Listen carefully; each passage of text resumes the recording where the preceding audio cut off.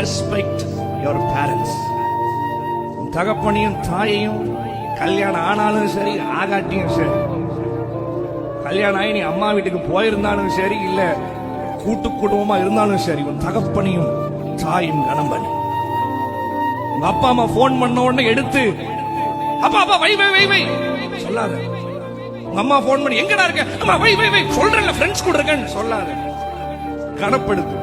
Phone பண்றாங்களா பைக்கை நிறுத்தி சொல்லுங்கம்மா என்ன பண்றீங்க, சாப்பிட்டீங்களா கேளு. உன்னை விசாரிக்கிறாங்கல்ல.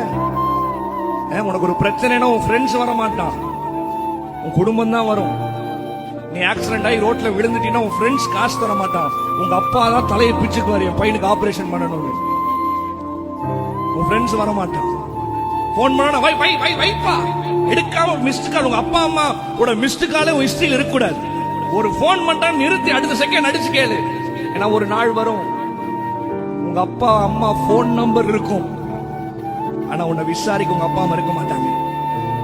அடக்கம் பண்ணிட்டு வந்ததுக்கு அப்புறம் வீட்டுக்குள்ள உங்க அப்பா உட்கார்ந்த சேர பாப்பேன், உங்க அம்மா இருந்த கிச்சனை பாப்பேன், அவங்க இருக்க மாட்டாங்க.